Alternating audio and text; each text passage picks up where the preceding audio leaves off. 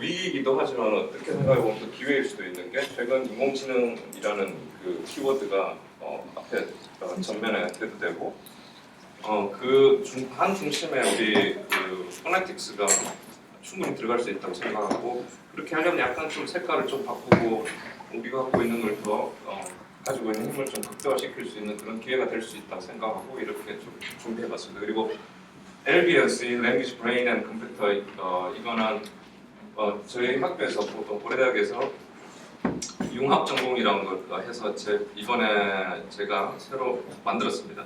그리고 방향을 좀 이런 방향으로 하는 게 어떨까 하는 생각으로 했고 사실 랭귀지에 대해서는 또 많은 전문가들이 계시기 때문에 여기서 랭귀지에 대한 이야기는 오히려 또 안 하지 않을까 생각됩니다. 그리고 음성학에 관련되는 것도 거의 안 나오니까 또 기대하셨다면 좀 실망스럽기도 하겠지만은 좀 새로운 것들 거의 다 아마 학생들 많이 오셨는데 학생들한테는 뭐 완전 새롭고 그다음에 선생님들께서도 그렇게 처음 쉽지만은 그렇게 늘 보시는 건 아니다 이런 걸 좀 보시게 될 것 같습니다. 광고에도 나왔지만 지금 떨리는 게 재미없으면 환불한다고 환불해드릴 것 같다는 예감이 들고 먼저 첫 번째 나와 있는 그 함수 y는 ax 플러스 b 뭐 다 아시는 건데 이 함수의 중요성 함수가 중요하다는 게 이 y는 ax 플러스 b가 이게 중요하다는 게 아니고 여기서 담긴 내용 나아가서는 나중에 끝에 이런 것들을 공통적으로 꿰뚫을 수 있는 리니어 엘지브라 뭐 선형대수라고 하는 이런 것들의 중요성 사실 제가 20년 이상 동안 뭐 어떻게 생각하면 20살 때부터 음성학 하겠다 생각했으니까 지금 25년 정도 됐죠. 25년 동안 계속 음성학을 한다고 했는데 진짜 이런 쪽 방향으로 지금 다시 인생을 새로 산다면 25년 전에 이걸 배웠더라면 훨씬 더 빨리 효율적으로 미래를 좀 설계할 수 있지 않았을까 하는 생각으로 지금 계속 학생들도 이런 식으로 좀 가르치고 저도 이런 식으로 좀 색깔을 바꾸고 있습니다. 그래서 크게 5가지 스태티스틱스, 통계, 그다음에 뉴럴 네트워크, 인공신경망, 그다음에 fMRI, 그다음에 아티클리터리 피나우로지, 좋은 음운론, 그다음에 음성에서 제일 중요한 음성 매저에서 제일 중요한 MC로 피치 매저하는 거랑 그다음에 포맷 매저하는 LPC 이런 것들 모든 것들이 하나의 관점에서 충분히 볼 수 있다 라는 거를 좀 이야기해 보겠습니다.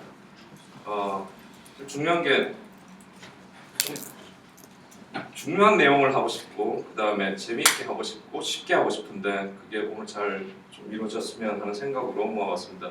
그리고 지금부터 한 15년 동안 제가 15년 이상인데 한 20년 가까이 동안 한 개 여기에 다 압축시켜서 하루 만에 하려니까 시간은 없고 고생은 많이 했는데 지금 슬라이드 한 150장 나왔거든요. 막 느리기 해가지고 150장 나왔는데 네, 시도는 한번 해보겠습니다. 자, 먼저 스탯 하나 가지고도 뭐 6개월 강의도 할 수 있고 한 몇 주 만에 강의도 할 수 있지만 몇 번 만에 스탯 전반을 좀 한번 훑어보려고 합니다. y는 ax 플러스 b에 대해서 먼저 계속 이 부분이 언급되는데 뭐 다 아시죠? 슬로프가 있고 인터셉트가 있고 인터셉트 별로 중요하지 않으니까 계속 좀 무시된 상태로 계속 그리고 보시면 그래프에도 보시면 아시겠지만 공부한 지금 시간이 x가 되고 수학 성적이 지금 y가 되고 이런 식으로 인풋이 들어가고 아웃풋이 a에 의해서 a라는 슬로프에 의해서 규정된다.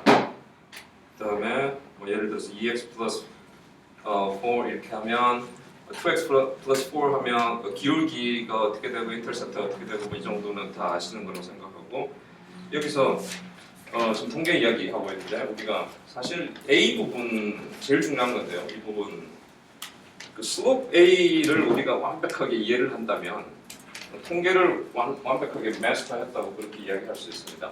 그러니까 통계는 여러 가지 사실 많이 쪼개가지고 통계 이야기들을 많이 하고 있는데 그 통계를 가지고 장사하는 사람들이 돈 벌려고 여러 가지 좀 이렇게 확대한 부분이 없지 않아 있고 사실 슬롭 A 하나만 알면 우리가 통계의 모든 것에 대해서 뭐 100%는 아니겠지만 거의 90% 이상의 내용을 한꺼번에 똑같은 관점에서 이해를 할 수가 있습니다. 만약 A가 0이 된다면 이 뜻이 과연 뭘까? 여기서 X가 뭐가 나오더라도 Y에 영향을 주지 않는다는 거죠. 이렇게 0이 아닌 숫자가 만약 나온다면 X가 Y에 영향을 준다. X가 변함에 따라 Y가 변하고 결국 Y는 X의 펑션이다 이렇게 이야기할 수 있는 거 당연한 이야기지만 그런 A가 그런 역할을 한다는 거 염두에 두시고 그리고 좀 용어를 좀 우리가 먼저 이야기를 해본다면 independent variable과 dependent variable 그러니까 x를 인풋이라고 생각할 수도 있고 y를 아웃풋이라고 생각할 수도 있고 독립변수, 종속변수 한국말로 하네. 그래서 x를 ib라고 보고 y를 dependent variable db라고 우리가 보겠습니다. 자, 금방 말씀드렸다시피 스탯은 전부 슬로프 A에 관한 것이라고 말씀드렸는데요. 슬로프 A 중에서도 더 좀 구체적으로 이야기를 한다면 통계는 거의 대부분이 A가 0인지 아닌지 여기에 뭐 통계 특강이 지금 음성학회를 통해서 여러 번 들었는데요. 사실 리니어 모델 저번에 제너럴라이즈 리니어 모델인가요? 공원정 선생님도 해주시고 했는데 그 핵심이 되는 거는 A가 0인지 아닌지 A가 0인지 아닌지 그거 테스트하면 끝나는 거거든요. 그래서 결국 A가 0인지 아닌지 만약 0이면 인디펜던트 베리어블에 해당되는 X가 Y에 영향을 안 미치는 거고 A가 0이 아니다면 영향을 미치는 거겠죠. 그래서 A가 0인지 아닌지 테스트한다는 말은 인디펜던트 베리어블이 디펜던트 베리어블에 영향을 미치는지 안 미치는지를 합하게 된다. 그걸 테스트하게 된다. 이렇게 먼저 생각하시고 들어가시면 될 것 같습니다. 그래서 예를 들어서 여러 가지 위에 이제 제목들을 하나하나씩 적어 놓을 텐데요. 리그레션, 콜레이션 이런 것들이 기존에 나오는 개념이라고 기존에 나왔던 그 통계 세부 개념들을 위해서 적겠습니다. 그런데 그 용어에 익숙하시지 않더라도 그냥 무시하고 넘어가시면 되고 미리 전통적인 통계 방식에 익숙하신 분들은 위쪽 거를 보면 됩니다. 예를 들어서 지금 X, 인디펜던트 베리어블에 공부한 양 그리고 수학 점수 이런 것들이 이 식을 구해서 A가 0인지 아닌지 A가 0인지 아닌지를 우리가 어떤 통계적인 신뢰도 이런 걸 통해서를 밝히게 되면 만약 0이 아니다 이러면 리그레션이 콜레이션이 있다 없다 이런 식으로 이야기를 할 수 있겠죠. 그리고 이 식의 A와 B를 구하는 게 리그레션이라고 생각하면 되고 그래서 가장 이 ax 플러스 b, y는 ax 플러스 b를 대표적으로 표현하는 게 통계 중에서도 리그레션이라고 우리가 생각하면 됩니다. 그리고 만약 어떤 데이터가 주어지고 y는 10x 플러스 5다 이렇게 우리가 선을 하나 구할 수 있다면 그거는 리그레션을 제대로 한 거겠죠. 그 다음에 두 번째 여러분들이 익숙하신 T 테스트 같은 경우에 X에다가 Y는 계속 수학 성적이 나올 겁니다. T 테스트 같은 경우에 X에 그러니까 수학 성적이라는 약간 컨티뉴어스한 값이 공부 학습량이라는 그 컨티뉴어스한 값이 나왔지만 지금 X에다가 약간 디스크리트한 그런 게 지금 X에 들어오게 됐죠. 그리고 거기에서 예를 들어서 젠더, 성별이 뭐냐에 따라서 남자냐, 여자냐에 따라서 수학 성적에 영향을 미치느냐 안 미치느냐 이런 테스트를 할 수 있는 거죠. 그럼 과연 질문이 X에다가 그 디스크리트한 이런 캐테고리컬한 이런 값을 두고 어떻게 그거를 수학 수식으로 표현할 수 있을까? 하나는 여기 이제 답이 있는데요. 하나는 0을 두고 하나는 1을 두면 된다. 이런 식으로 생각해요. 만약 3개면 1, 0, 1, 2 이렇게 주면 되고요. 단순히 지금 female에는 0을 주고 그 다음 male에는 1을 줬습니다. 그래서 만약 우리가 어떤 데이터가 주어져 있고 y는 마이너스 20x 플러스 90이라는 식을 우리가 도출을 했다면 female의 대충 평균 되는 값은 90점이라고 생각할 수 있고 그 다음에 메일의 평균 되는 값이 한 70이라고 생각할 수 있습니다. 그래서 여기에서 slope A에 해당되는 부분이 메일과 피메일의 차이다 이 정도로 생각하시면 되고 그래서 여기도 마찬가지로 A 부분이 지금 마이너스 20이라고 했는데요. 정확하게 0이 나오든 안 나오든 그건 중요한 게 아니고요. 이게 0이 아니라고 우리가 할 수 있냐 없느냐에 따라서 메일과 피메일의 차이가 있다 없다 이렇게 이 경우에는 너무 물론 통계적인 좀 복잡한 절차가 필요하긴 하겠지만은 뭐 겉으로 볼 때도 충분히 메일하고 피메일이 차이가 있는 것 같고 A를 보실 때도 A가 0이 아니다라는 걸 보게 되는 거죠. 그래서 메일과 피메일은 차이가 있다라고 말을 할 수 있는 거죠. 그리고 통계는 기본적으로 대부분 통계는 뭘까 이렇게 여러 가지 키워드 전통적인 통계에서의 키워드들이 머릿속에 막 지나갈 건데요. 그냥 한마디로 이야기하자면 통계는 차이가 있냐 없냐를 보는 학문이다 라는 걸로 상당 부분이 커버되니까 처음 통계를 공부하신 분들은 차이가 있냐 없냐를 테스트하는 학문이다 뭐 방법이다 이런 식으로 시작을 하시는 것도 괜찮은 것 같습니다. 그리고 X에 지금 아까 젠더 메일 피메일이 나오는데 그냥 클래스 A반, B반, C반 차이가 있냐 이러면 그것도 마찬가지로 0, 1, 2 이런 식으로 코딩을 할 수 있고 우리가 소위 부를 때 이걸 원웨이 아노바라고 할 수 있죠. 근데 똑같은 지금 Y는 AX 플러스 B 속으로 들어올 수 있고 만약 식이 하나는 밑에 보면 A반, B반 그리고 저 두 번째는 A반, C반 서로 각각의 차이가 있는지 이런 식으로 해서 두 개 다 A가 이 경우에 0과 같이 않기 때문에 A반, B반 차이가 있고 A반, C반도 차이가 있다 이런 식으로 접근을 할 수가 있는 거죠.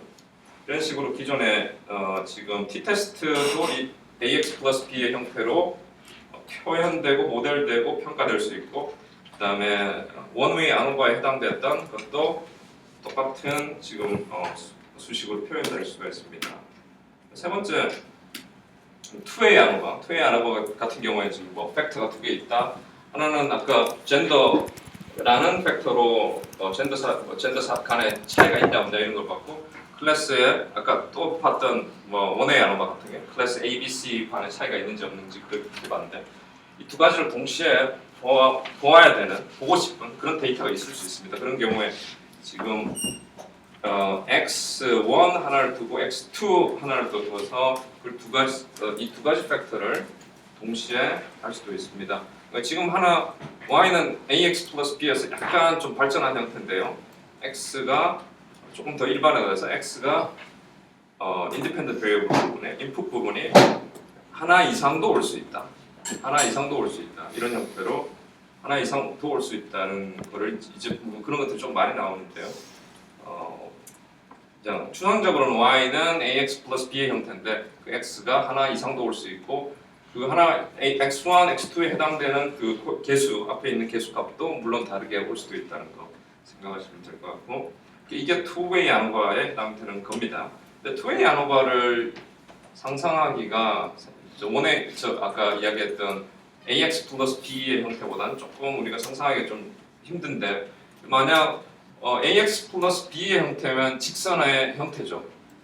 근데 x1, x2가 만약 두 개 나온다면 이제 생각해 보시면 알 수 있는 게 지금 ax 플러스 b의 형태면 x가 한 축이 되고 y가 한 축이 된다 생각하시면 되고 지금 y는 ax1 하나 있고 ax2 하나 있고 이렇게 될 때 지금 아랫부분이 한 축이 있고 두 축이 있고 또 하나가 이렇게 세워지는 이런 축으로 생각하시면 됩니다.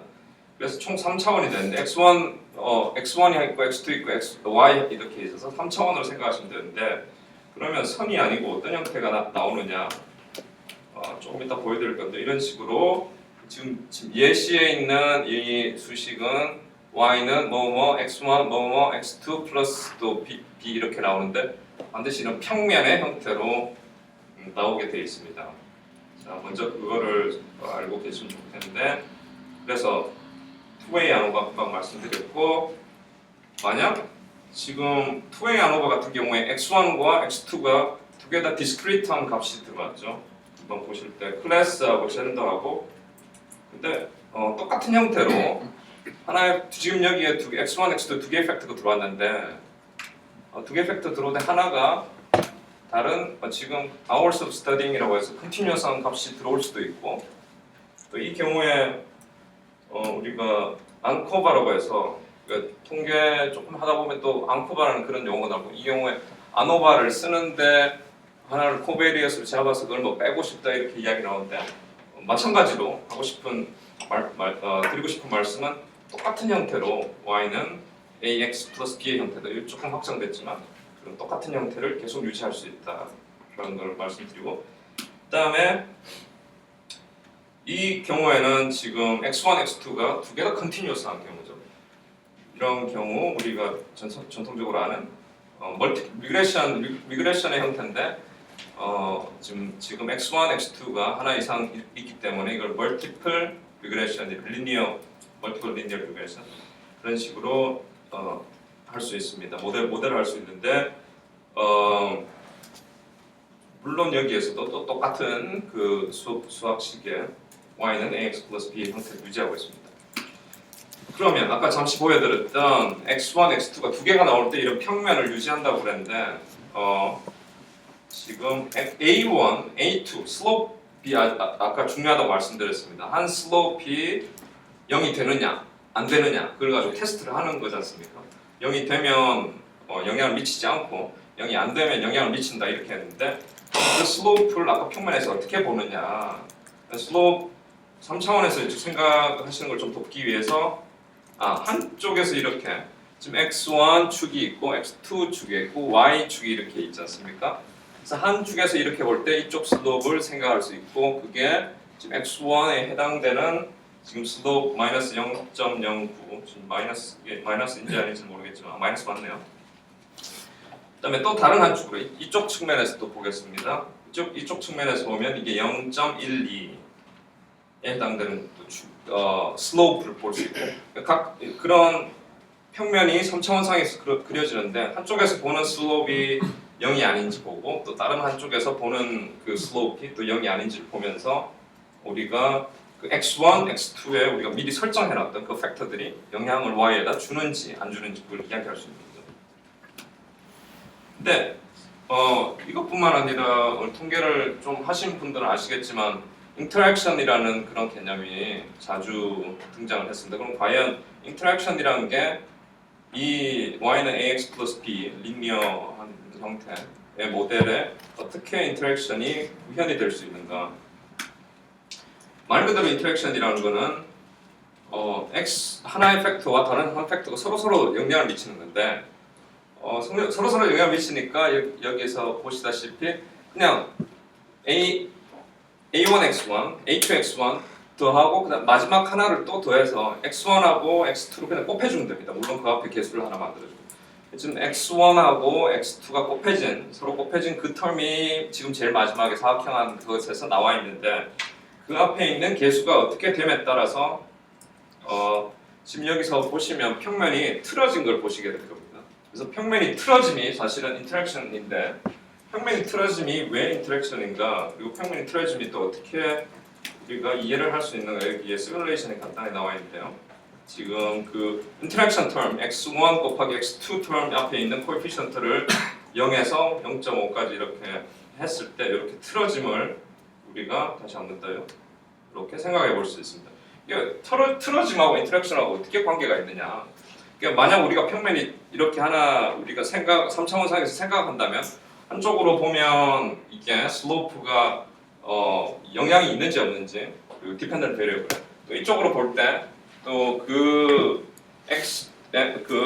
축에 해당되는 인디펜던트 베리어블이 디펜던트 베리어블 y에 영향이 있는지 없는지 그냥 보면 됩니다. 있냐 없냐 딱 드러나는데 이게 평면에 틀어짐이 생기면 잘 생각해 보십시오. 이게 하나의 평면인데 틀어짐이 생기면 이쪽으로 만약 한쪽으로 본다고 생각해도 어떨 때는 예를 들어서 젠더가 하나는 젠더고 하나는 뭐 A반 B반이라고 생각합시다. 틀어짐이 만약 있으면 젠더가 무조건 그냥 늘 젠더가 메일 피메일 차이가 있다고 보는 게 아니라 틀어졌기 때문에 어떨 때는 차이가 있고 어떨 때는 차이가 없다 이렇게 이야기할 수 있는 거죠. 한쪽에서는 틀어졌으니까 슬로프이 0보다 클 수도 있고 한쪽에서는 0하고 똑같을 수도 있는 거죠. 틀어졌으니까. 어떨 때라는 게 지금 클래스 A에서는 젠더 메일과 피메일 차이가 있다가도 클래스 B에 갔더니 메일과 피메일이 차이가 없더라 이렇게도 할 수 있는 거잖아요. 그래서 서로 클래스라는 것과 젠더와 인터랙션이 일어난다는 게 이 기하학적으로는 그 평면이 틀어짐을 이야기한다. 그리고 그거는 아까 말씀드린 x1 곱하기 x2 곱하기 한 걸로 해서 구현이 될 수 있다. 그래서 인터랙션 텀은 저런 식으로 그 곱하기 그리고 틀어짐으로 구현이 된다 이렇게 이해를 하시면 됩니다. 그래서 전부 다 지금까지 이야기 말씀드렸던 거를 좀 일반화시키면 이게 뭐 generalized 뭐 리니어 모델이라고도 이야기하는데 x1, x2 해서 계속 여러 가지가 들어갈 수 있고 그 안에 캐테고리컬한 것도 들어갈 수 있고 그 다음에 뭐 디스크리트한 것도 컨티뉴스한 것도 들어갈 수 있고 여러 개를 만들 수 있고 여기도 안 썼지만 인터랙션 텀도 들어갈 수도 있고 마지막에 인터셉트 하나 넣고 이렇게 하면 어지간한 통계 모델을 한꺼번에 다 구현을 할 수 있습니다. 지금까지가 기초 통계 때 소위 말하는 말씀드렸다시피 y는 ax 플러스 b의 형태에서 그 모르는 패러미터에 해당되는 a하고 b를 찾아내는 거죠. 그리고 궁극적으로는 a가 0인지 아닌지 그걸 알아내고 x가 y에 영향을 주는지 안 주는지 그걸 우리가 찾아내면 되는 거죠. 여기까지 좋습니다. 좋은데 이런 지금 x에 해당되는 부분을 time이라고 하고 y에 해당되는 부분을 수학성점. 그래서 x, y 했던 x, y 지금까지 배웠던 이걸 써서 했더니 대충 이런 식으로 나올 수 있습니다. 근데 time 보면 before와 after 이렇게 있는데 우리가 수학을 배우고 수업에 이걸 어떻게 생각하시면 수업을 듣고 나서 뭐 이게 1시간짜리든지 뭐 2시간짜리든지 듣기 전과 듣고 나서의 점수가 차이가 있는지 없는지 보는 건데 뭐 평균적으로는 F에서 조금 올라간 것 같지만은 이걸 과연 차이가 있다고 할 수 있냐 없냐 이건 또 다른 이야기죠. 그리고 중복이 지금 많이 되어 있기 때문에 오버랩이 많이 되어 있기 때문에 지금 이것보다는 지금 저 밑에 있는 것과 생각하면 또 이건 높고 이 점수는 또 다른 것들에 비해서 또 높고 어떤 게 더 확실하게 평균값 살짝 F가 좀 높지만은 전반적으로 높다고 말하기는 정말 힘든 거죠. 통계로 돌려봐도 그럴 겁니다. 그래서 그냥 우리가 이렇게 y는 ax 플러스 b를 한다면 뭐 나오겠지만 이게 a 값이 0하고 같다 아니다 이거 말하기가 참 힘들기 때문에 너무 좀 주먹구구식이다. 그래서 지금까지 그 기초 통계를 넘어서서 어드밴스드로 가면 그 서브젝트 간에 그 데이터에는 약간 좀 그 우리가 패턴을 어떻게 찾아내는 건데 그 패턴과 벗어난 여러 가지 아웃라이어 아니면 이디오싱크러시 같은 게 존재합니다. 특히 예를 들어서 뭐 쉽게 그 서브젝트들 간의 그런 다른 게 있을 수 있는데 어떤 학생들은 지금 수학 성적 얘기하는데 원래부터 머리가 좋아가지고 수학 성적이 아주 높았던 친구들이고 어떤 친구들은 원래부터 배운 게 없어서 원래부터 못하는 애들이고 또 이런 것도 생각할 수 있죠. 출발점이 다른 친구들이 있는 그런 차이도 있지만은 어떤 친구들은 출발점은 제법 높지만은 죽어도 진보가 없는 그런 친구도 있을 수 있겠죠. 그러니까 근본이 다른 친구, 그 다음에 배워도 읽지 않는 친구 이 정도 두 개로 생각할 수 있는데 근본이 잘 생각해 보시면 지금 제가 말씀드린 거에서 두 가지 텀을 동시에 말씀드렸는데 근본 자체가 다른 친구들은 B가 다르다고 생각하시면 됩니다. 그러니까 AX 플러스 B라고 우리가 생각을 한다면 이 시작점 자체가 그러니까 이렇게 그래프가 이렇게 올라간다고 쳤을 때 인터셉트에 해당되는 시작점이 다르다고 생각하면 되는 거죠.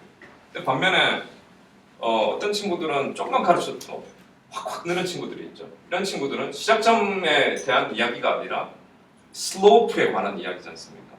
네, 그래서 이 사람들마다 다른 시작점이 다른 B가 다른 이런 느낌과 사람들마다 다른 이런 A가 다른 이런 느낌들을 모델링을 지금 해야 되는 게 더 맞지 않을까.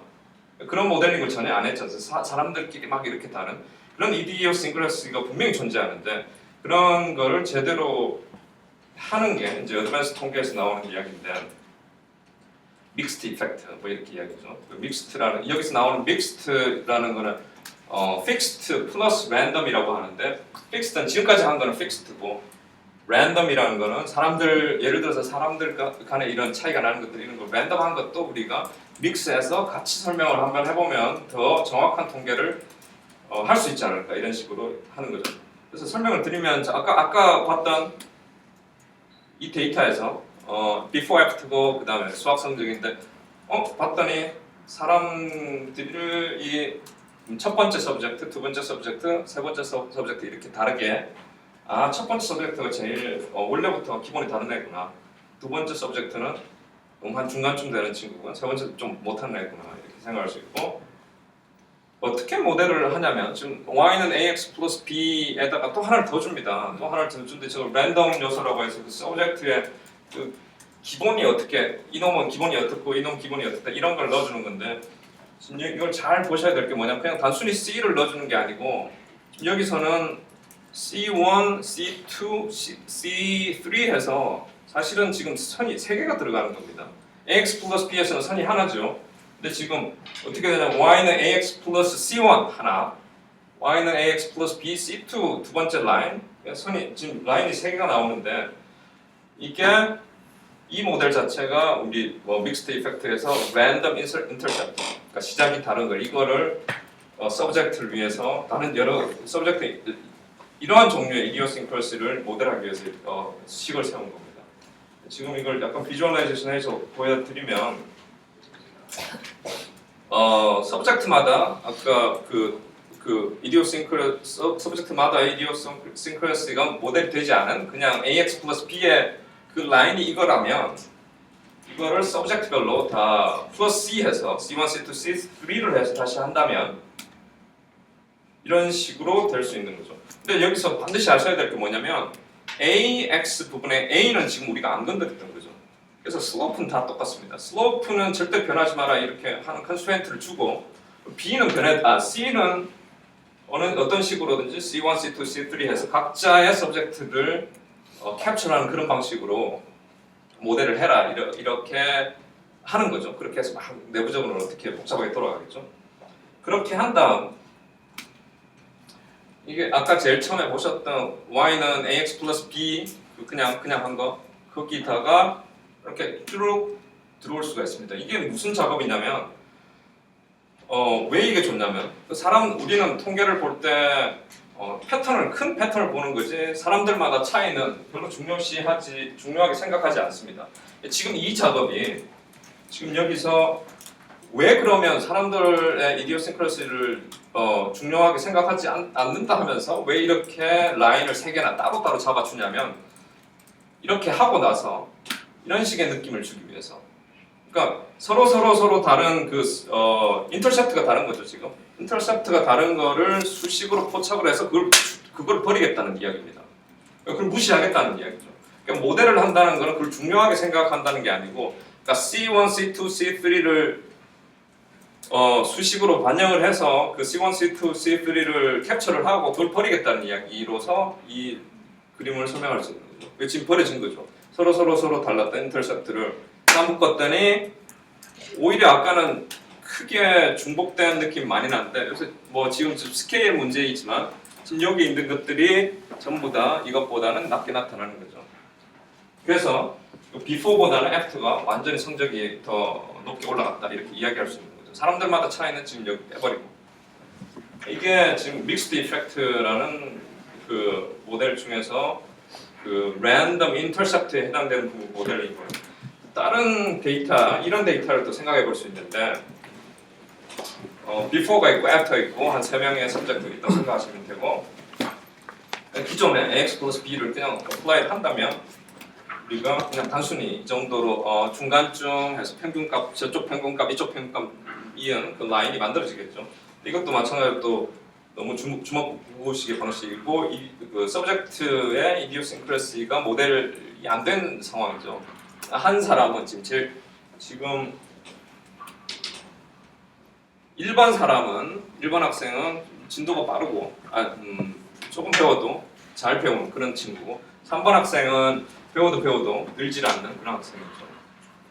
그래서 이런 이디오싱크래시를 반영할 수 있는 방법은 아까 원래 공부 잘하는 학생, 못하는 학생 이런 거는 아까 C1, C2, C3를 주는 방식으로 해서 우리가 캡처를 했지만 지금 이 경우에는 인터셉트는 그대로 두고 지금 A 부분에다가 아까 A, D1 이거 특별히 D가 중요한 게 아니고 아까 C하고 달리하기 위해서 D를 넣었는데 D1, D2, D3라고 해서 그 슬로프가 결국은 선이 3개가 생기는 거죠. 아까 보셨다시피 이런 선이 3개가 생기게 하는 그런 식이 되는 거죠. D1, D2, D3를 달리해서 슬로프가 달리되는 그런 형태. 그 다음에 이것들이 아까 그 인터셉트가 다른 것들이 모델되고 그 각각의 서브젝트들의 이디오싱크래시가 없어진 것처럼 여기도 마찬가지로 이렇게 모델을 하고 그 부분을 서로 다른 슬로프를 이런 식으로 없애고 놨더니 어떻더라 이렇게 이야기를 할 수 있는 거죠. 그러니까 어떻더라 부분에 대해서 조금 이야기를 하면 지금 뭐 before, after 확실하게 before가 after보다 더 지금 더 낫다고 이야기할 수 있는데 우리가 뭐 t-테스트 조금 아시는 분들은 이게 비교를 할 때 양쪽 베리언스가 중요하지 않습니까? 한쪽 그룹이 양쪽 그룹의 그 베리언스가 더 작으면 작을수록 그 우리가 말할 수 있는 신뢰도나 뭐 이런 것들이 더 높아질 수 있지 않습니까? 지금 이렇게 보면 저쪽에서 지금 한쪽에서 저 베리언스가 확 줄어들기 때문에 말할 수 있는 그 신뢰도가 훨씬 더 변할 수 있는 거죠. 지금 올라갔지만 변할 수 있다는 거. 똑같이 동일한 그게 아니라는 거. 이런 식으로 해서 지금 또 다른 방식의 그 랜덤리스, 서브젝트 랜덤리스를 제거하는 걸 봤습니다. 하나는 뭐 요약해드리면 하나는 인터셉트, 랜덤 인터셉트를 빼는 거, 또 하나는 랜덤 슬로프를 빼는 것, 두 가지를 지금 보여드렸습니다. 이 두 가지가 사실 그냥 믹스드 이펙트 모델 두 가지 전부 다죠. 믹스드 이펙트 모델. 그 다음에 마노바라는 거 들어보셨을 겁니다. 지금까지는 X는 많지만 Y는 하나밖에 없었죠. Y는 지금 하나밖에 없었죠. 그런데 Y도 X처럼 여러 개 있을 수 있지 않냐. 지금 X에 해당되는 인디펜던트와 Y에 해당되는 디펜던트가 1대 1 아니면 멀티 대 1 이렇게 됐는데 멀티 대 멀티도 될 수 있지 않냐. 그래서 마노바라는 뭐 통계적 방법을 취하면 되겠지만은 뭐 별로 마노바를 배우기를 그거 하지는 않습니다. 추천해드리지는 않습니다. 그래서 이 경우에는 뉴럴 네트워크 우리 한번 생각해 볼 수 있는데요. 이제 뉴럴 네트워크 쪽으로 이제 첫 번째 스탯이 끝나고 이제 뉴럴 네트워크 쪽으로 넘어가는데 뉴럴 네트워크는 기본적으로 다대 1뿐만 아니라 다대 다 대응도 충분히 할 수 있으니까 뉴럴 네트워크 생각해 보시면 되고 요즘 인공지능 한참 올라가고 있고 뭐 알파고 나오고 바둑 두고 그다음에 딥러닝 계속 이야기 나오죠. 딥러닝은 뉴럴 네트워크하고 똑같습니다. 그냥 뉴럴 네트워크를 다른 말을 요새 새로운 차원에서 딥러닝을 뉴럴 네트워크를 딥러닝이라고 하는데요. 딥러닝에 대해서 간단히 또 보겠습니다. 금방 통계는 독립 변수와 종속 변수와의 관계. 근데 기계학습, 뉴럴 네트워크가 기계학습, 머신러닝 부분인데 또 마찬가지로 통계하고 똑같이 x하고 y와의 관계를 이런 식으로 y는 ax 플러스 b 형태로 그냥 잡으면 되는 거예요. 아까 마노바 그런 부분에서 약간 좀 힌트를 드렸는데 똑같이 뉴럴 네트워크도 결국 x와 y와의 관계다 이렇게 생각하시면 되고 통계는 다시 조금 뒤돌아가면 독립 변수가 종속 변수에 지금까지 영어로 했는데 이제부터 좀 한글로 우리가 한국어로 좀 해보겠습니다. 에 영향을 미치는지 그런 과정이죠. 그래서 A가 0인지 아닌지 그런 보는 과정이고 근데 과연 머신러닝, 기계학습, 뉴럴 네트워크 이런 것도 마찬가지인가 비슷하지만 비슷하지만 조금 다른데요.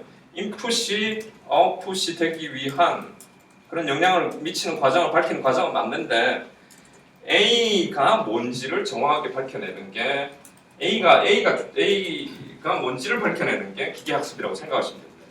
이전에 통계에서는 A가 0인지 아닌지를 보는 거고 기계학습은 A를 훈련을 통해서 A를 그냥 찾아내는 거. 그게 기계학습이라고 생각하시면 됩니다. 두 개 다 A가 엄청 중요하다는 걸 아시겠죠? AX 플러스 B 형태에서. 그래서 지금 이제 이런 데이터를 생각할 수 있습니다. 지금 멀티 데이터인데 인풋이 여자 40대 유학 갔다 오면 지금 그랜트 타고 있고 1억 수익이 있어야 된다. 뭐 이런 우리 인풋이 한 지금 10,000개가 있어요. 10,000개인데 하나 예를 들어서 그럴란가 모르겠죠. 아주 비현실적인 그 데이터인가요?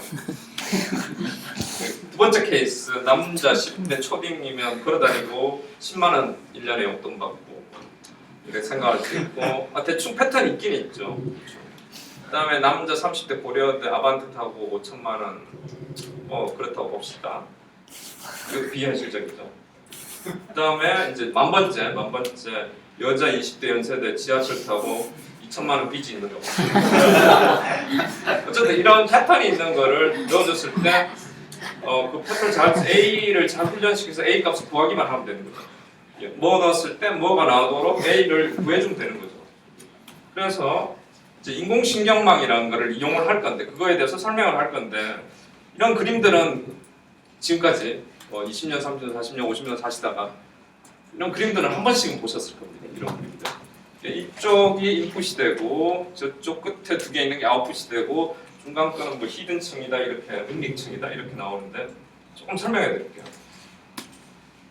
지금 여기 뭐 복잡하지만 기본적으로 동그라미하고 화살표 두 개밖에 없어요.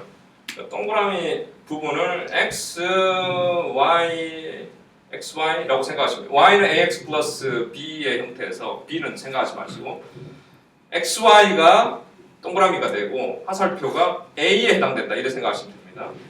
설명 더 드릴 건데요. 이렇게 b 생각하지 마시고 x 곱하기 a 했더니 y가 된다 이렇게 생각하시면 되죠. 그래서 ax 플러스 b의 형태를 그걸 인공신경망의 형태로 그려라 이러면 이렇게 되는 거죠. 아주 쉽게. 그 다음에 그러면 아까 인공신경망에서 이 부분만 싹 떼서 이 부분만 지금 하나가 아니고 이제 이 부분만 싹 떼서 저 다음 거로 가는 거를 보여드리는데 x1, x2, x3가 나오고 a1, a2, a3 이렇게 생각하시면 됩니다.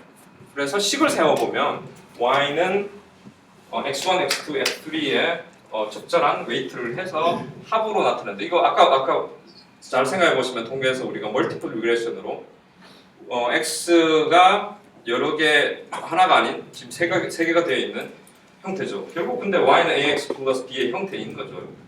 그래서 이게 만약 숫자를 넣어보게 된다면 마이너스 1, 2, 5를 넣어서 6, 3, 2를 곱해가지고 더하면 마이너스 10이 나온다. 이런 식으로 숫자가 실질적으로 숫자가 들어가서 계산이 되는 겁니다. 인공신경망에서 뉴럴 네트워크에서. 그리고 다 합쳐진 형태는 동그라미 있고 그 다음에 A1 이게 화살표 부분이 사실상 전부 다 A라고 생각하시면 됩니다. 그리고 그 A 부분이 계속 데이터가 들어가고 함에 따라서 그 데이터에 맞게 딱 맞도록 연대 20대가 들어갔는데 2천만 원 빚이 나오도록 그렇게 나오도록 계속 A가 업데이트가 되는 겁니다. 그래서 다시 한 번 더 요약해드리면 ax 플러스 b의 형태에서 기계학습이란 A가 뭔지 정확한 값을 밝혀내야 되는 거죠. 딱 그게 하나 밝혀지면 그거 팔아먹을 수 있는 거죠. 가서 써먹으세요 이렇게.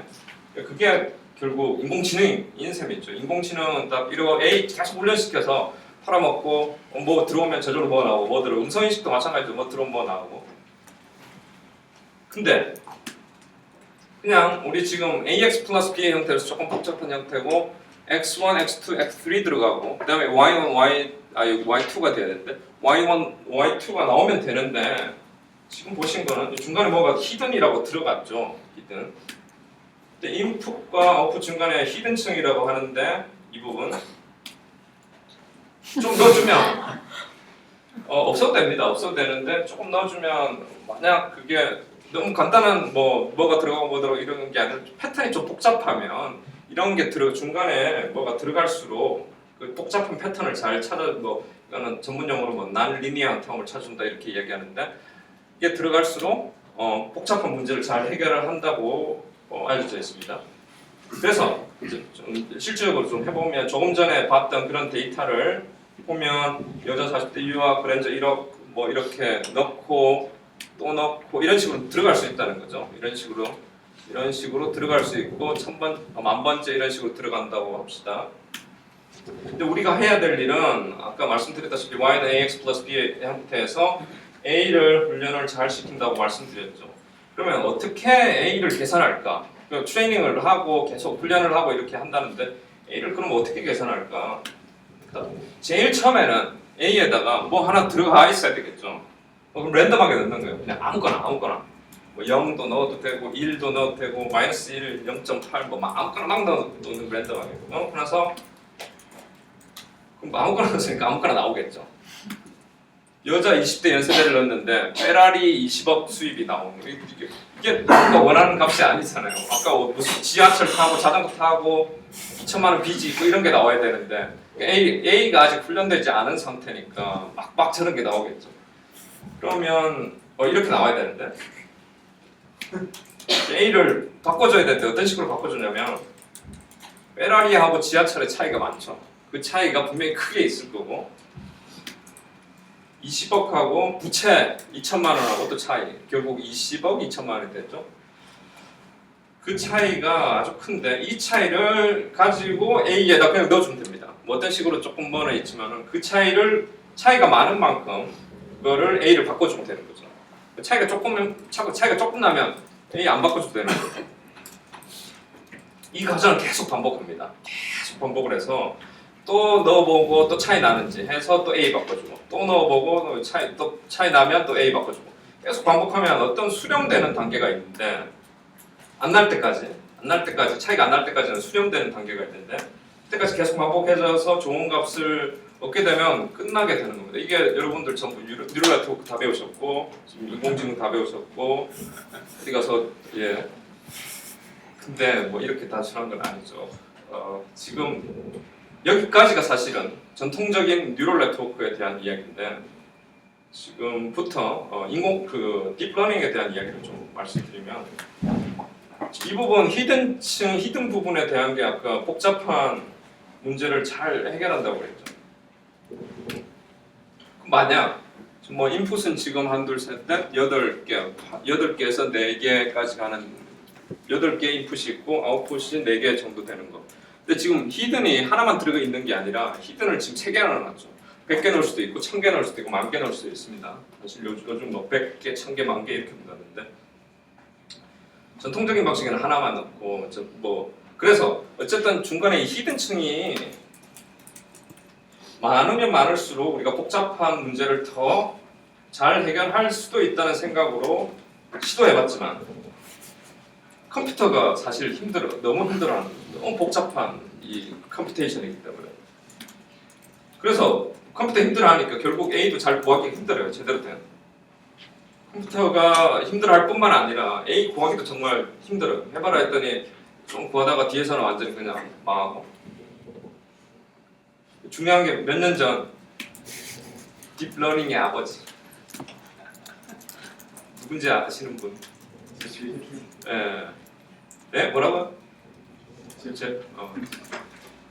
제프 힌튼이 여기 중요한 건데 아주 중요한 대학인데 원래 이 사람이 제프 힌튼이 딥러닝의 아버지인데 이 사람 누군지 아시나요? 스몰렌스키.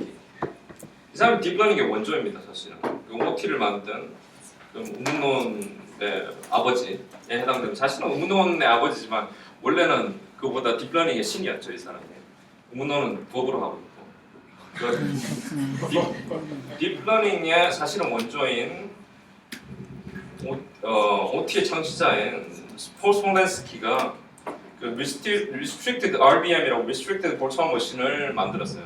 그걸 이용을 해서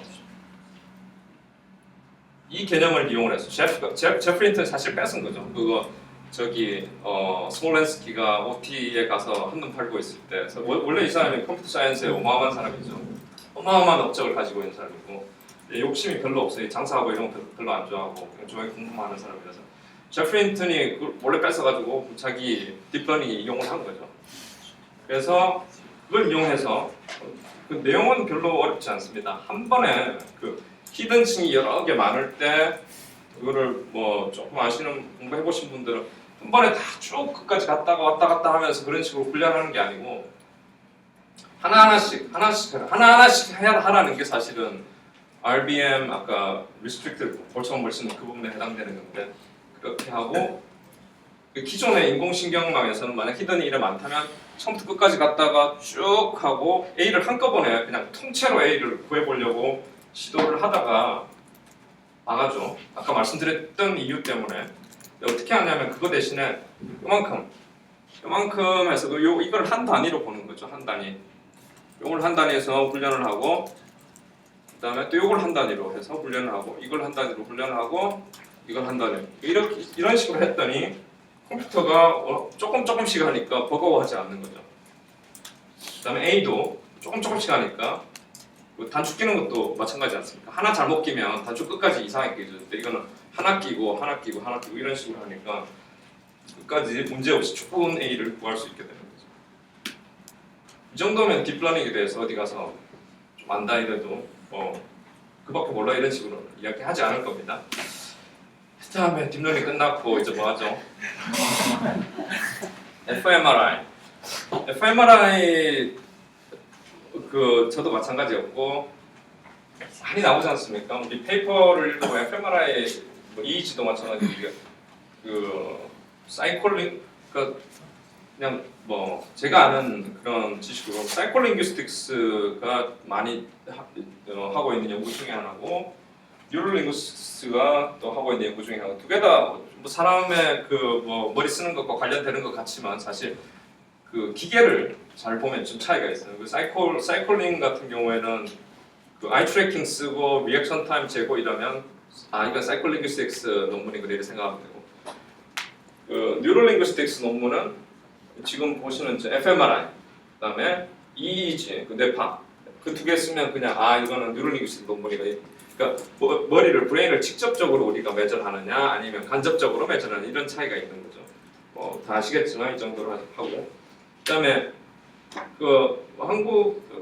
한국도 좀 어느 그런 식으로 나와 전 세계 지금 동향이 돈 따고 뭐 이런 여기서 펀드 많이 따지 않습니까? 돈 따고 그다음에 어디에 좋은 페이퍼 내고 이런 것들이 브레인에 가까워질수록 그다음에 클리니컬 가까워질수록 교육에 가까워질수록 그다음에 엔지니어링 쪽에 가까워질수록 돈을 잘 따고 페이퍼 대신 잘 따는 그런 추세가 좋건 나쁘건 그런 추세가 있지 않습니까?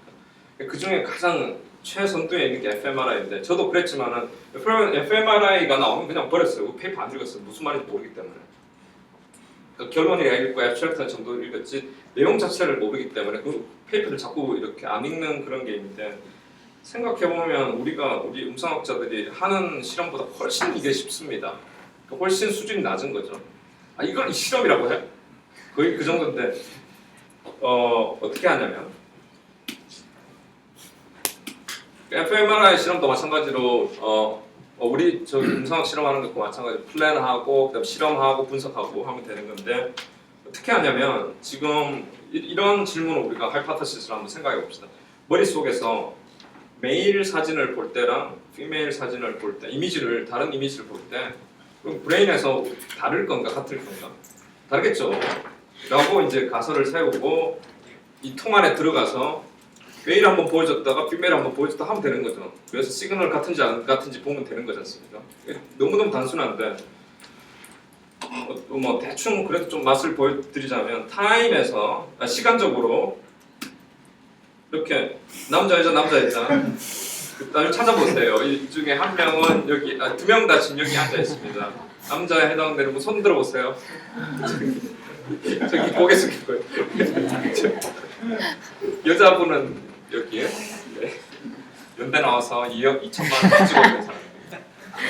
그래서 이런 식으로 통에 들어가서 랜덤하게 남자 여자 똑같이 나오면 우리가 예측을 하죠. 어댑테이션을 하는데 예측을 못하도록 랜덤하게 여자 두 번 했다 남자 나왔다 또 뭐 남자 여자 이런 식으로 좀 랜덤하게 보여주고 그다음에 저기서 사진 찍으면 돼요. 사진. 근데 우리가 fMRI랑 그냥 MRI랑 다른데 기계는 똑같아요. 기계는 똑같은 기계를 쓰는데 어떤 식으로 모드를 맞추느냐에 따라서 다른 거. 기계는 똑같은데 하나는 스트럭처럴 MRI라고 해서 그냥 우리가 어디 고장 났을 때 병원에서 찍는 건 그냥 스트럭처럴 MRI라고 생각하시면 됩니다. fMRI는 병원에서 안 찍는 거의 용도가 별로 없어서 연구에나 쓰이지. 그래서 이렇게 보여주고 fMRI 모드를 켜고 이렇게 찍으면 되는데 어떤 그림들이 나오냐면 어떤 게 받으시냐면 지금은 시간은 여기 안 들어있고요. 딱 한 어떤 일정 시점에서 이렇게 데이터를 모으는데 여기 뭐 그냥 뭐 스트럭처럴 이미지하고 비슷하지 않습니다. 비슷하게 보이지만은 비슷하지 않습니다. 이거는 그냥 그 우리 비슷하게 어느 정도 비슷한 건 있지만 그 우리가 뭐 실제 뭐 고장 났는지 그 볼 때 찍는 그것과는 이미지가 다릅니다. 근데 딱 한 시점에 이 데이터인데요. 기본적으로 까만 거는 0이라고 생각하시면 되고 흰 거를 1이라고 생각하시면 됩니다. 그냥 그렇게 단순하게 생각하시고 이 모든 것이 그냥 01, 01, 01로 돼 있다고 생각하시면 됩니다.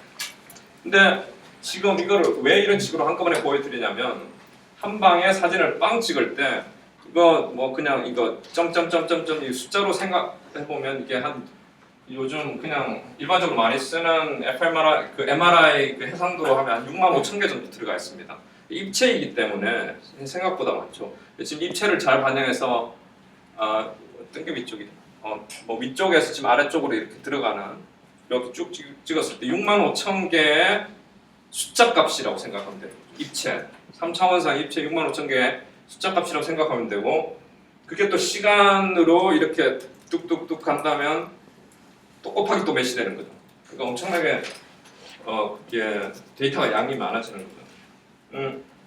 이거 우리가 2차원점에서 그 이게 뭐 덜 희냐 덜 까만 뭐 이거는 우리가 픽셀이라고 하는데 픽셀 수가 뭐 몇 개다 이런데 이거는 박셀이라고 해서 그 볼륨 3차원 볼륨의 그 점이라고 해서 박셀이라고 합니다. 그래서 한 점, 그러니까 여기서 브레인에서 한 포인트를 찍고 그 값을 우리가 그 포인트에 있는 값을 박셀이라고 하는데요.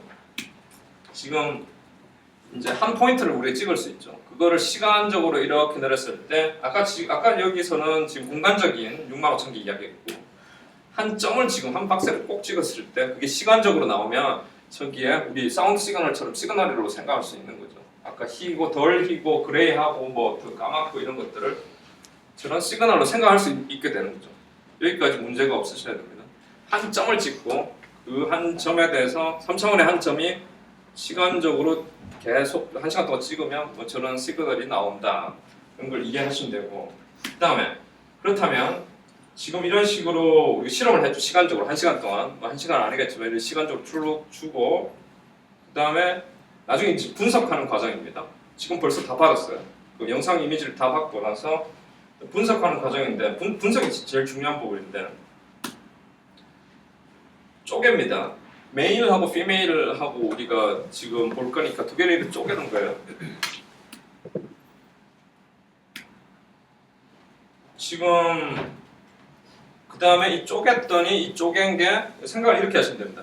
이걸 아까 x1 ax 플러스 b에서 x1이라고 생각하면 되고 저걸 x2라고 생각하면 되고 저쪽이 y 브레인 부분이 y 그리고 지금 3차원에서 한 박설 한 포인트에 대해서 그 분석은 한 포인트에 대해서 하고 이런 분석이 65,000개에 대해서 분석을 한다고 생각하시면 됩니다.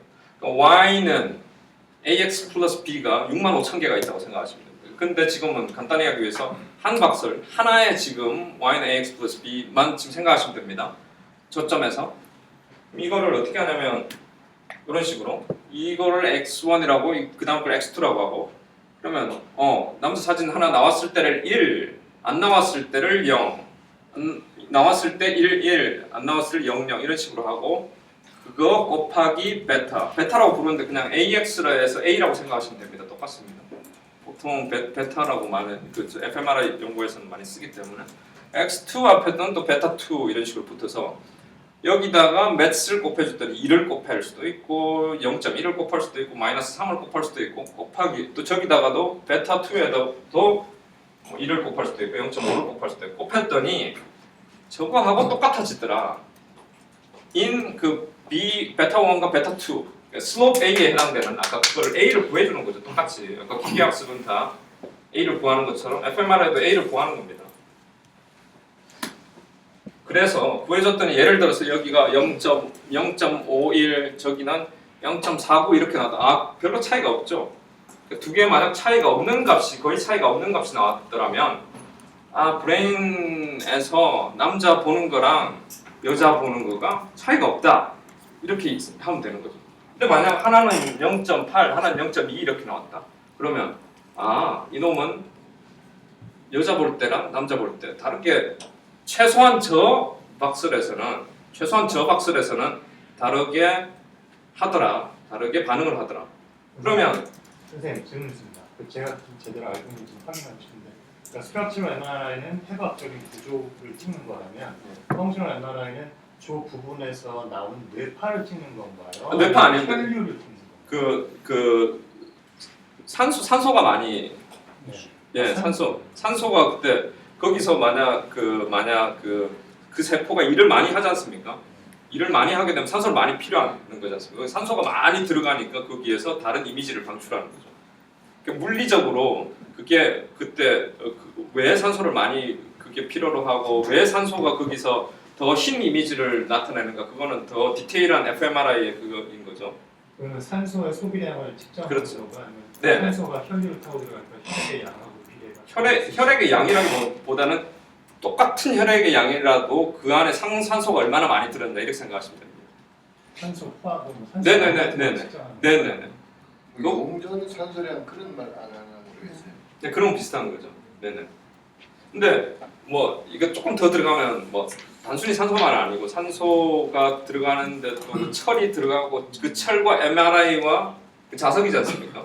그 철과 MRI의 그런 관계이기 때문에 결국 산소가 되는 거다. 뭐 이런 식으로 몇 가지의 그 리즈닝하는 스텝들이 있습니다. 그 복셀 안에 있는 뇌세포 네네. 활성도 뭐 네네. 얼마나 그 산소가 더 많이 해서 일을 더 많이 한다고 생각하시면 돼요. 그래서 지금 65,000개 박슬이 있으면 65,000개 중에서 어떤 거는 빨갛게 나오고 어떤 거는 차이가 있게 나오고 베타 1, 베타 2가 차이가 있게 나오고 어떤 거는 차이가 없게 나올 거지 않습니까? 그 부분이 그래서 그 부분을 뭐 이건 좀 다른 건데요. 지금 보통 이제 MRI 보면 이런 그 그림들을 많이 보시게 될 건데 지금 빨갛게 나오는 거는 여자하고 남자하고 3차원상에서 여기는 회색으로 나오고 저기는 노란색으로 나오고 여기는 빨간색으로 나오는데 3차원상에서 저 박솔들에서 남자하고 여자하고 차이가 뇌파에서 뇌파라고 말하면 좀 그렇죠. 뇌 세포에서 차이가 나는 활동을 하더라 이렇게 하는 거죠. 그리고 이건 약간 좀 추가적인 노트인데요. 기본적으로 그 브레인에서 나오는 그 시그널들은 너무너무 노이즈가 많기 때문에 그냥 단순히 이 아까 이 신호들이 있지 않습니까? 이 신호들의 절대값을 절대로 믿을 수가 없어요. 그러니까 남자를 봤을 때 이 신호가 몇이 나오더라. 여자를 봤을 때 이 박슬에서 신호가 몇이 나오더라. 이렇게 할 수 있는 게 아니라 그냥 간접적으로 통계적으로 남자를 보여주고 여자를 그 차이가 있느냐 없느냐 아니면 남자를 보여줄 때나 아니면 가만히 있을 때나 그 차이가 있느냐 없느냐 차이가 있냐 없냐 그 계속 통계가 들어가는데 차이가 있냐 없냐 이거로 설명만 하는 거지 남자를 봤을 때 시그널이 몇 가지 가더라 이거는 절대로 말을 할 수 없습니다. 너무 노이즈하기 때문에. 그래서 모든 fMRI 관련 논문을 볼 때 여기 빨갛게 나타나는 거는 남자를 봤을 때 저기서 빨갛게 나오더라. 남자를 봤을 때 저기 액티베이트 하는 그 리전이 있다. 이렇게 이야기하시면 안 되고 차이가 있는 지역이 저기 있더라. 남자를 볼 때랑 여자를 볼 때 차이가 있는 지역이 저기 있더라. 브레인 시그널에. 그러면 이 경우는 지금 어떤 거냐면 여기 보시면 리스닝하고 레스트는 아무것도 안 하고 있을 때 리스닝 할 때랑 뭔가 소리 자극을 들을 때랑 아무것도 안 하고 있을 때 차이가 나는 지역이 저 지역이더라. 여기가 템포럴 로브인데 뭐 기본적으로 귀 바로 옆에 있으니까 그 소리에 오디오에 더 반응한다고 알려져 있지 않습니까? 그래서 뭐 당연히 저렇게 나올 거고. 그래서 여기까지 이 정도면 뭐 fMRI를 이제 논문을 보시더라도 그렇게 만만하게 이제 보실 수 있고 실험도 뭐 여차하면 할 수 있습니다. 뭐 생각보다 기껏해야 그냥 남자 얼굴 한번 보고 여자 이런 실험들밖에 없어요 거기서. 우리는 실험이 엄청 정교한데 이쪽은 여러 가지 한계가 있기 때문에 실험이 너무너무 단순화되어 되고 특히 우리는 이게 발화를 많이 하지 않습니까?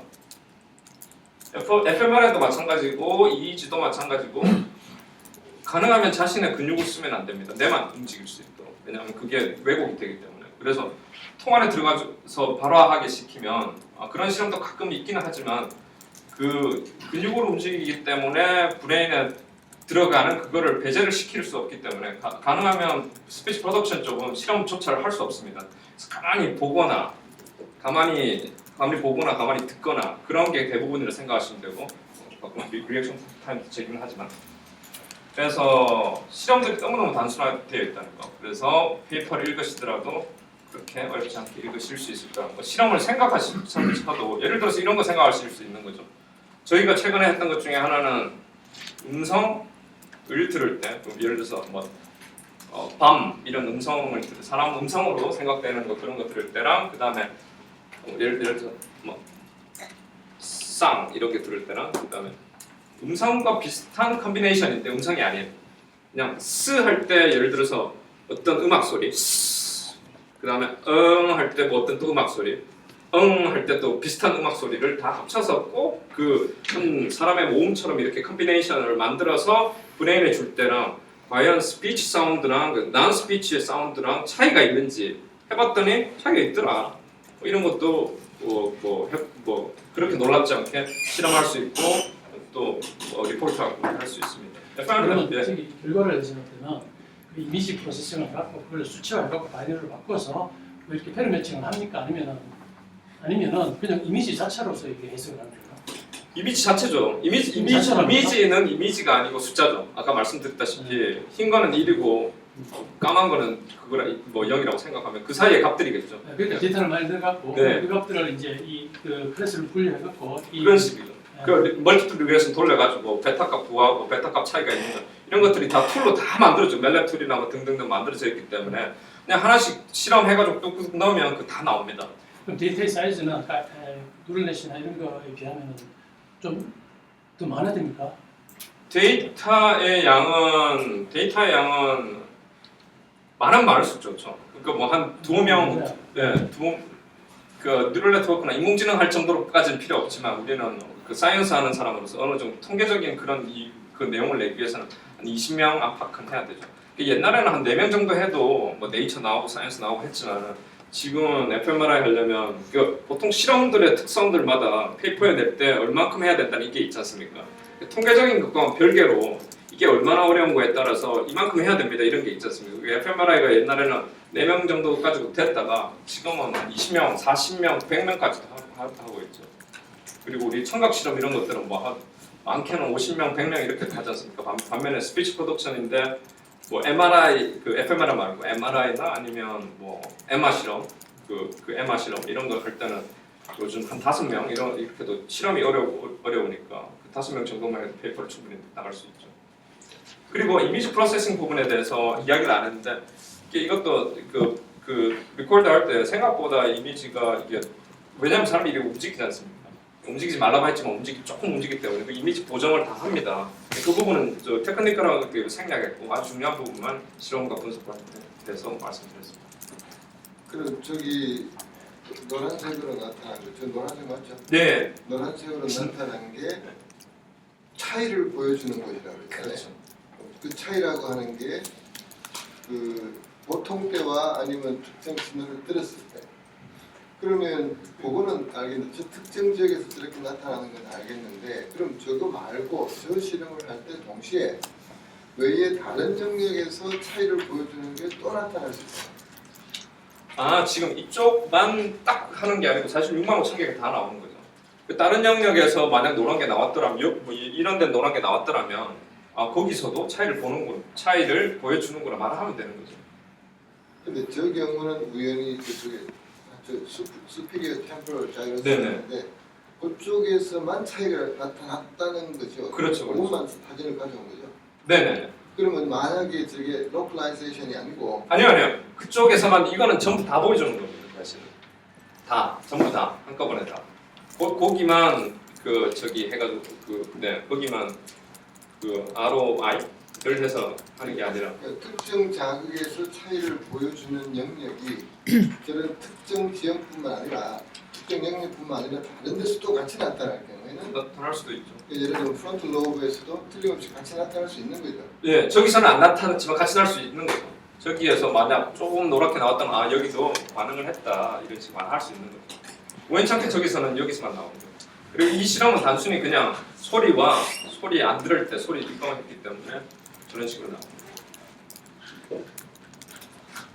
그리고 차이를 볼 때는 실험을 좀 복잡하게 하면 이것과 이것과의 차이, 또 이것과 저것과의 차이, 이것과 아무것도 안 하고 있을 때 차이 이런 식으로 볼 수 있는 거죠.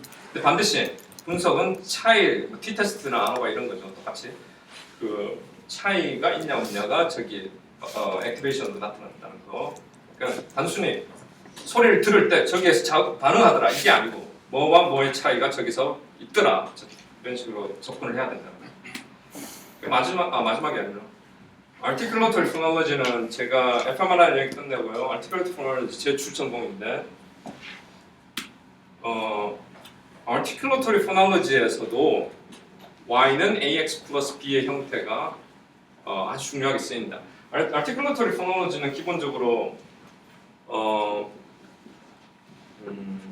우리가 스피치 프로덕션에 대한 이해를 잘, 물론 퍼셉션까지도 마찬가지지만 프로덕션에 대해서 잘 특히 이해를 할 수 있는 그런 그 프레임워크를 주는 저 모델인데요.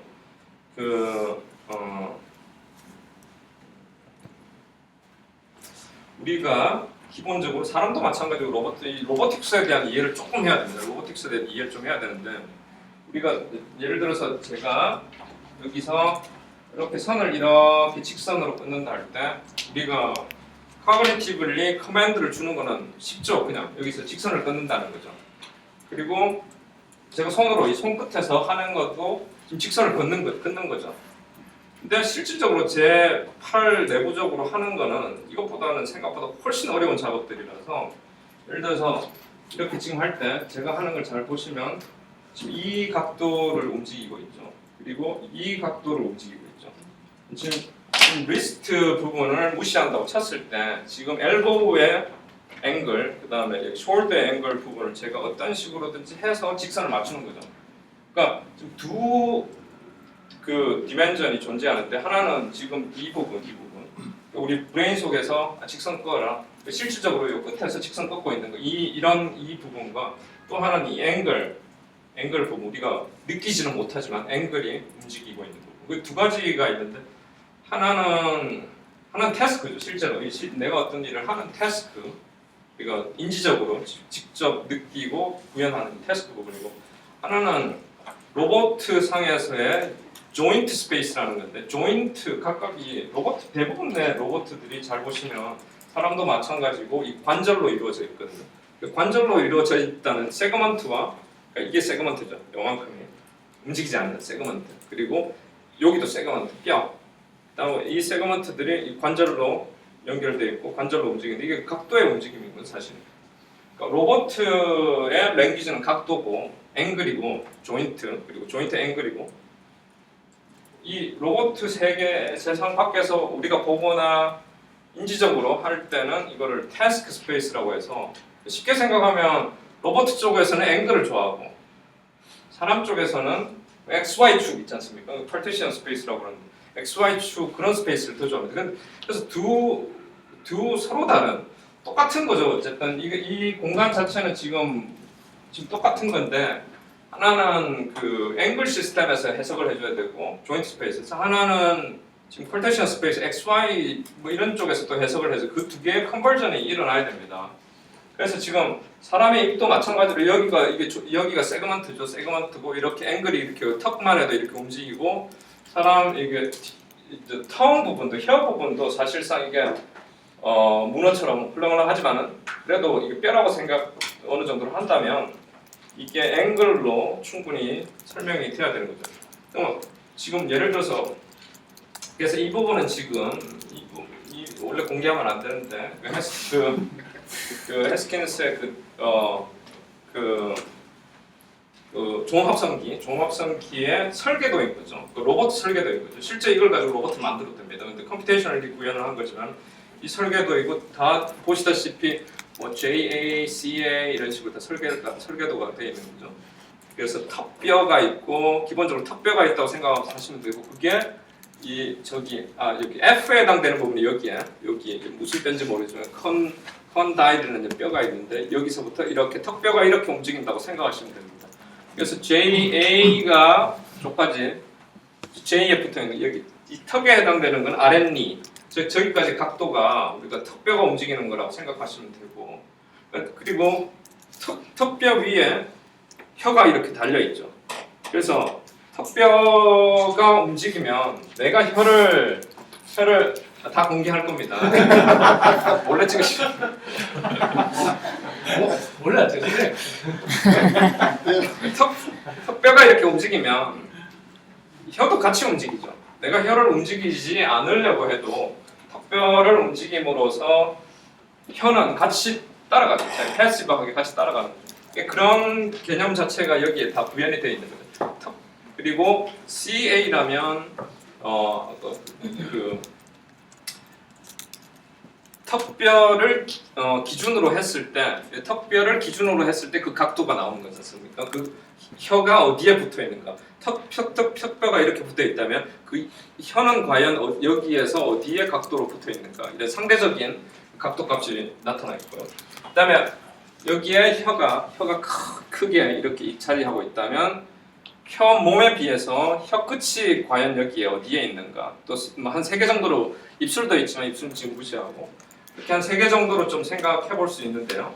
이런 식으로 지금 XY 축이 있고 그 다음에 턱뼈가 이렇게 붙어 있고 조금 다르지만은 그 턱뼈에다가 또 로컬리 여기 저 지평선이 아니고 여기 로컬리 또 텅 바디가 텅의 몸체가 어디에 붙었는가 또 텅 바디에 또 텅 팁은 어떻게 붙었는가 이런 스페이스를 생각해야 됩니다. 로봇 관점에서. 근데 우리가 진짜 또 중요한 거는 그 텅 팁이 어디로 가느냐가 우리는 중요한 거죠. 텅 팁이 S를 향하냐 아니면 약간 힌디 같은 거 이렇게 약간 좀 저기 레트로플렉스로 가느냐 아니면 뭐 쓰 하면 또 앞으로 가느냐 이런 것들이 우리가 머릿속에서 실제로 구현하고 실제 듣기도 하는 그런 것들이 태스크인 거죠. 태스크. 근데 articulate라고 하면 이거 조금 용어에 여기서는 그렇게 쓰니까 그렇게 잠시 그렇게 생각해 주세요. 이런 앵글 값들이 articulate라고 생각하시면 되고 task는 XY 값이라고 생각하시면 되고 이 그림은 뭐 articulatory phonology 조금만 보셨던 분들은 아실 수 있는데 태스크 상에서의 뭐 혀가 얼만큼 가까워지느냐, 혀가 어디로 가느냐, 입술이 얼만큼 벌어지느냐, 그다음에 뭐 턱받이 이런 것들은 전부 다 우리 태스크 XY 축에서 생각하시면 되고 그런 것들과 실제 그 우리의 이 구강 로봇 토킹 로봇의 그 설계도 아까 생각하시면 되고 그런 것들이 각도들과 각각이 어떻게 매핑이 되어 있는가 이걸 매핑 관계입니다. 그 중에서도 지금 제가 보고자 하는 거는 텅 팁에 해당되는 우리가 태스크와 그거에 해당되는 것 CA, TL, 뭐 CR 무시하시고 각도만 PA, CA, JA 그 3개만 본다면 이렇게 생각할 수 있는 거죠. 그래서 articulator에서 태스크 쪽으로 매핑이 필요한 거죠. JA, CA, TA 그래서 JA, CA, TA 이 각도 값이 XY, 텅 팁 제일 끝이 중요해요. 제일 엔드 포인트라고 하는데 제일 끝이 아까 분필로 칠판으로 이거 그을 때 빛이 어디로 XY 중에 가느냐. 지금 이거 보면 우리 전부 다 익숙하신 매트릭스 행렬. 그러니까 1/3 매트릭스가 1/2 매트릭스로 할 때 중간에 뭐가 필요한가? 옛날에 중학교 때, 고등학교 때 배웠잖아요. 이게 3/2가 되면 지금 1/2가 나올 겁니다. 그래서 3/2가 되면 1/2가 나오고, 지금 아까 인풋과 articulatory phonology도 그 뉴럴네트워크 뭐 이런 거, 머신러닝 이런 거 비슷하게 인풋이 있으면 아웃풋이 그 A에 의해서 어떻게 되는가에 대한 정의인데, AX가 Y가 되는 그런 관계라고 생각하시면 돼요. 여기가 A가 아까 슬로프의 AX가 Y 이런 데이터가 있고 A라는 그걸 곱해주면 매트릭스 이제는 좀 아까는 그냥 숫자값 하나인데 지금 매트릭스가 들어온 거죠. 3/2 매트릭스 딱 했더니 바로 1,2의 Y 값이 나온다. 이 관계만 우리가 찾아주면 어떤 로버트 내가 아까 로버트 우리 로버트 각도값을 했더니 혀 끝이 어디로 가더라 이걸 할 수 있는 거죠. 이런 식으로 이 값을 구해주면 되는데 A를 구해주는 게 머신러닝이고 articulatory phonology도 마찬가지입니다. A를 어떻게 구해주냐 이거 힘들죠. 데이터가 많이 있으면 됩니다. 데이터를 늘려줄 때 이거를 밑으로 쭉 지금 로우 행 부분을 늘려주면 되는데 이런 식으로 이건 그대로 있고 3/2 매트릭스는 그대로 있고 이거를 값을 뭐 많이 있어도 뭐 100만 개 있어도 상관없고 이런 식으로 해서 이 관계만 돼 있으면 A는 이걸 역함수에서 역행렬해서 저쪽으로 보내버리면 그냥 A는 바로 구해지는 거지 않습니까? 단순히 그런 식으로 데이터만 있으면 A를 구할 수 있다. 근데 지금 여기서 보시면 우리가 articulator를 알 때 그 앵글 값을 알 때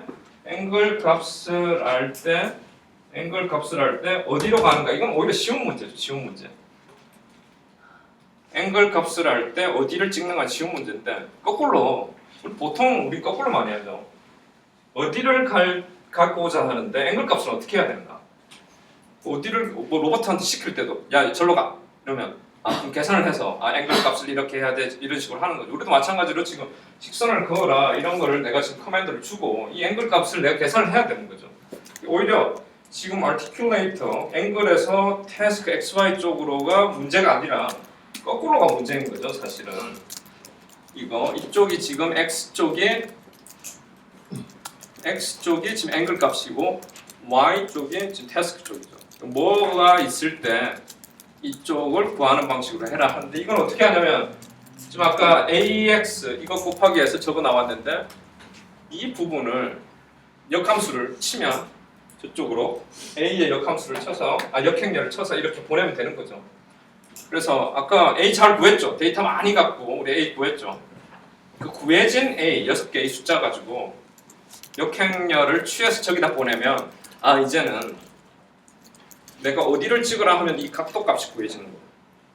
어디를 찍으라 하면 이 각도 값이 구해지고 이게 articulatory phonology의 그 내부적으로 깊이 들어가 있다 생각하시면 됩니다. articulatory phonology는 두 개의 큰 개념이 있는데요. 하나는 제스처라는 거는 제가 바 할 때 b 이렇게 받는 이 제스처. 그다음에 이 제스처들이 과연 시간적으로 이거랑 그 다음 제스처 하나만 있는 게 아니죠. 바, 캡 이렇게 여러 가지 제스처들이 그 제스처와 또 인접하는 다른 제스처들 간의 시간이 어떻게 되는가 이게 중요한 거예요. 그거는 오늘 이야기 안 했습니다. 또 하나는 한 제스처를 하는데 아까 한 제스처를 하는데 T라고 하는데 과연 그것과 연관되어 있는 로버트 조인트의 앵글들은 어떻게 계산되는지 이게 또 되게 중요한 부분인데 이 부분들에 대해서 지금 하나의 보면 또 해프에 대해서 지금 설명을 한 겁니다. 그래서 마찬가지로 articulatory phonology 쪽도 지금 y는 ax 플러스 b의 형태로 되더라. 그 다음에 마지막으로 우리가 음성에서 제일 중요한 메저인 피치와 이것 가지고 참 밥 먹고 살았죠. 피치와 그 다음에 포먼트 LPC 가지고 포먼트 많이 재는데 이게 어떻게 y는 ax 플러스 b의 형태로 되는가 간단하게 음성학 지금 이게 에에 해당되는 시그널인데요. 보시다시피 반복되는 게 많이 있죠.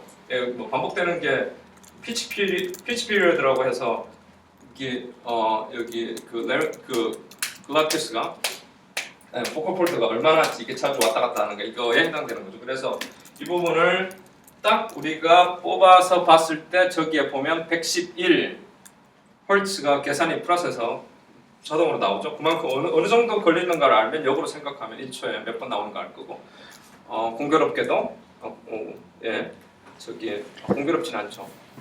111 우리가 여기 피치 트래킹 된 거랑 똑같습니다. 근데 피치 계산을 이런 식으로 늘 가서 재고 그거에 역으로 해서 1초에 몇 번 들어가는 거 이렇게 계산하는 게 아니라 실제로 여기서 계산하는 방법은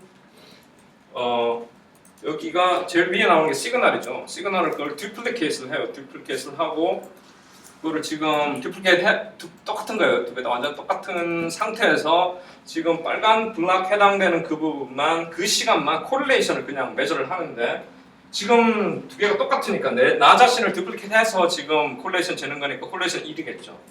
근데 그거를 약간 슬라이드를 저쪽으로 시킨다고 밑에 거를 슬라이드를 시킬 건데 그러면 당연히 조금씩 벗어나면서 콜레이션 1에서 낮아지겠죠. 왔다 갔다 콜레이션이 변할 건데. 근데 어느 순간 자기 자신하고 거의 비슷해진 한 사이클이 딱 될 때 콜레이션이 다시 높아지는 걸 보시게 될 겁니다. 이런 식으로 콜레이션이 저기에서 다시 올라가는 거죠. 그래서 여기서 조금 슬라이딩을 해가면서 그 원래 자기가 갖고 있던 것보다 렉을 주는 거죠. 그 렉을 이렇게 줘가면서 다시 콜레이션이 올라진 저 점에서의 그 렉을 가지고 역으로 추정을 하면 우리가 얼만큼 그 피치가 되는지 계산할 수 있는 거죠. 다시 이제 두 개를 겹쳐서 한번 보여드린다면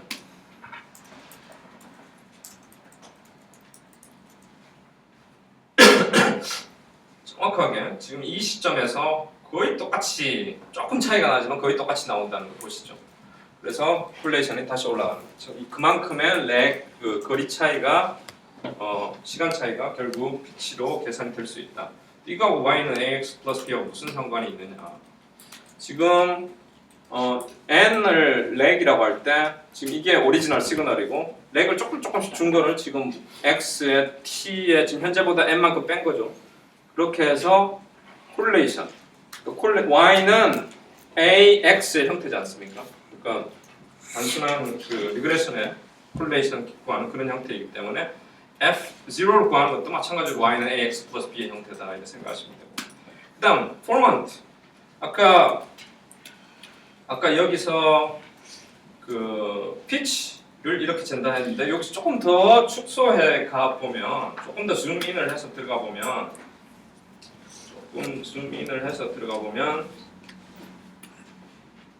여기서 보면 또 어느 정도의 주기가 보이지 않습니까? 또 반복되는 게 보이지 않습니까? 또 그 다음 줌인에서 들어갔을 때 반복되는 게 보이는 그 부분이 F1이라고 생각하면 되죠. 첫 번째, 포먼트.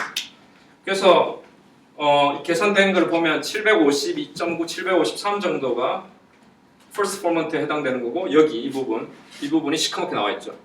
이 부분이 775, 뭐 거의 비슷한, 얼추 비슷한 이게 first forman트라 생각하면 되고 그 다음에 조금 더 또 줌인을 해서 들어가 보면 또 어떤 주기가 보입니다. 저기 볼록티 나오고 그 다음에 조금 볼록티 나오고 이 정도 주기를 보면 두 번째 지금 1533, 1535 거의 두 번째 해당되는 이 부분이 지금 또 시커멓게 나와 있죠. 두 번째 포먼트죠. 또 반복되는 게 또 나타나는 게 지금 여기서 또 캡처가 되는 거죠. 이런 식으로 계속 들어가면 들어갈수록 또 미세한 피치에 해당되는 큰 반복뿐만 아니라 조금씩 들어감으로써 또 우리가 또 볼 수 있는 반복이 있습니다. 그게 F1, F2, F3 계속 올라가는 거죠.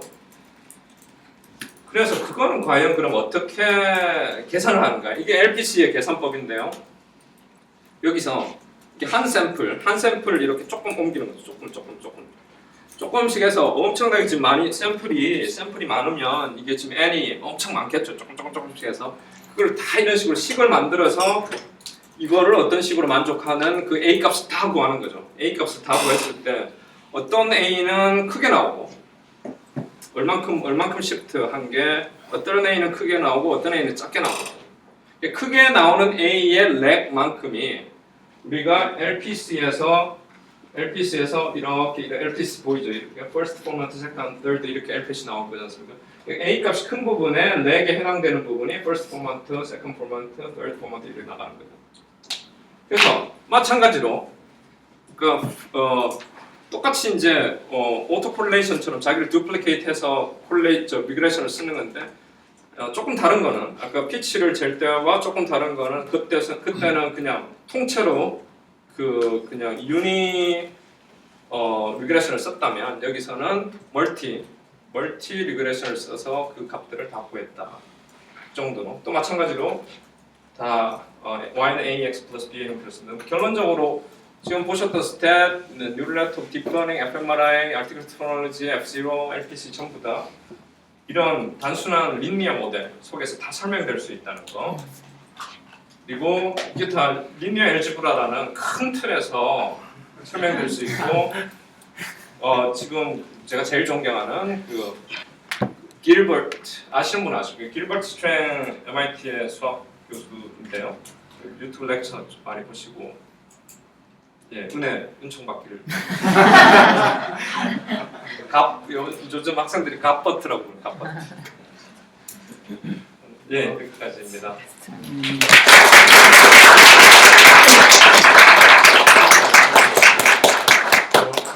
강의 잘 들었습니다. 시간이 조금 오바되긴 했는데요. 질문 꼭 하나 정도만 해야 되겠다 해서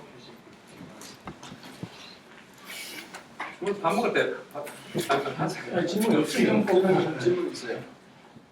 지금 LPC 추출하는 방식을 그렇게 해놨는데 그럼 지금 굉장히 복잡해 보이는데 항을 하나씩 제거시키는 방법을 하면 정확성이라든지 이게 높아지지 않을까? 예를 들면 어차피 복합하니까 복합화 요소를 걸러내버리면 남는 거 가지고 하면 좀 잘 되지 않을까요? 보겠습니다. 한번 해볼까요? 돌아와서. 왜 그러냐 하면 그게 굉장히 뚜렷하게 있어서 아예 머릿속에서 없애면 좋겠는데 머리가 복잡해가지고 하나 없애고 나서 그게 나머지에서 나타나는 게 뚜렷하게 또 나타난다면은 근데 풀이에 들을 수도 없죠. 그러니까 그렇긴 한데 그렇죠. 다 복잡하니까 LPC는 여기 멀티플 리그레이션을 쓰고 프리에는 지금 조금 다른 게 이제 Z 트랜스폼 먼저 시키고 또 거기에서 또 프리퀀시 쭉 조정해가면서 어디에서 값이 뭐 이런 게 조금 다른. 번역도. 그러면은 저 강의 잘 들었습니다. 감사합니다. 휴식 시간을 한 2, 3분 정도 가지면서요. 회비를 선물 받고 공익대 인프랜드 학생들 많이 왔는데 학생들 회비 받으실 겁니까?